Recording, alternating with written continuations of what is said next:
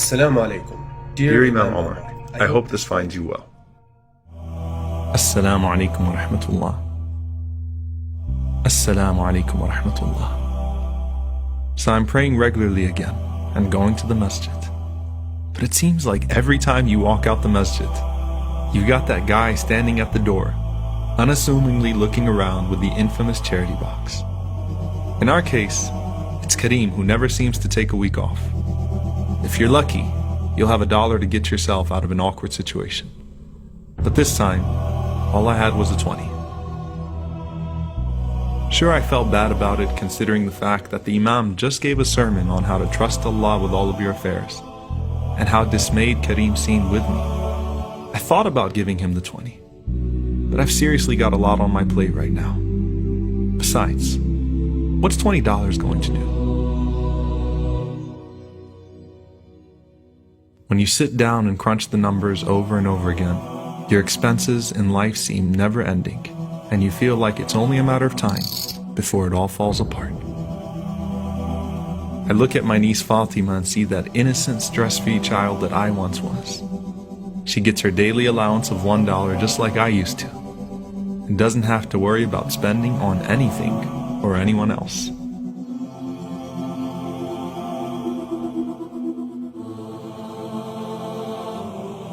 She's pretty picky about it too. For some reason, she prefers coins instead of bills.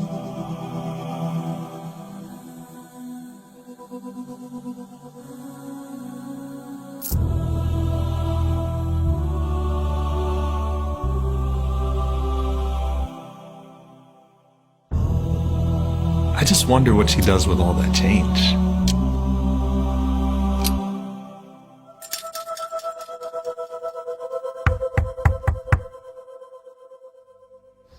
Many times you don't get how blessed and stressless you actually are until you or someone you know is struck with tragedy. Eunice came by that day and informed me that Kareem was actually hit by a car after Jum'ah and suffered 2 broken legs. Eunice was collecting money from each member of the community to help pay for his medical expenses. I told him I didn't have much, but Eunice said that so many people were pitching in that anything would count. And suddenly that $20 I refused to put in Kareem's box for the sake of Allah went to Allah for the sake of Kareem. We'd all love to live the lives of the rich and famous, but all that is skewed perception. Besides, Allah can take it away from you in an instant and leave you in a state of desperation, yet with a much needed dose of humility. That's when it's all put back in perspective, and you realize the wisdom of the Prophet, peace be upon him, when he said that true richness lies in the heart.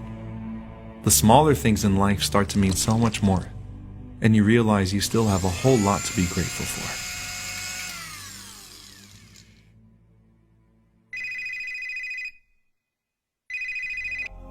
My sister called that day to talk to Fatima as usual.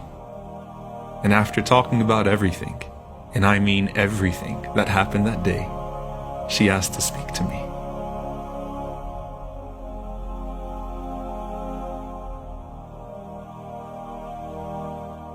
She told me to take Fatima to the toy store and let her do her thing. I asked her what she meant by her thing, and she said all I had to do was take her, and that Fatima would know exactly what to do.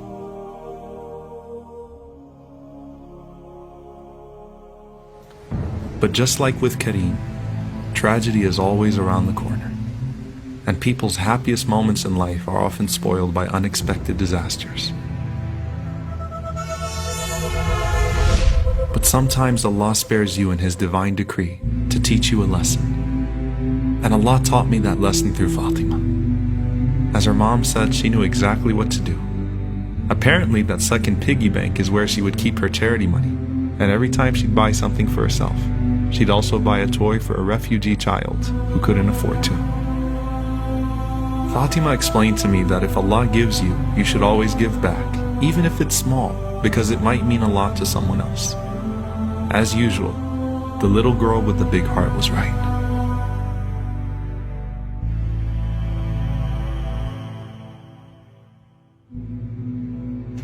So, as you guys can see here, Ziyara made the mistake that we always make, which is what's this one good deed going to do? What's this $1 going to do? What's this one act of kindness going to do? And the Prophet ﷺ, he warned us of that attitude. He said, لا تحقرن من المعروف شيئا. Do not belittle any one of your good deeds, even if it's serving a glass of water to your brother with a smile on your face, because you don't know which one Allah is going to accept. I mean, we constantly hear these numerous examples from the Prophet ﷺ about the woman, for example, that entered into paradise though she was an adulteress because she gave water to a thirsty dog, or the man who was strolling in paradise because he removed something harmful from the road.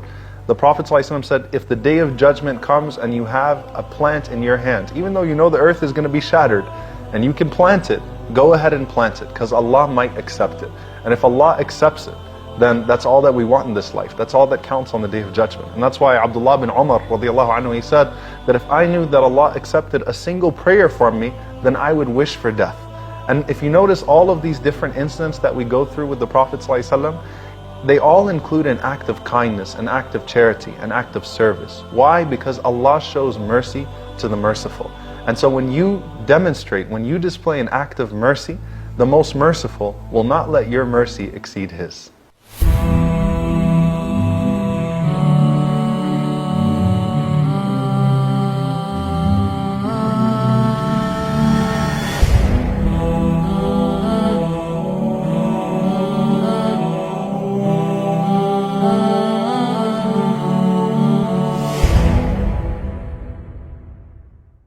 Assalamu alaikum.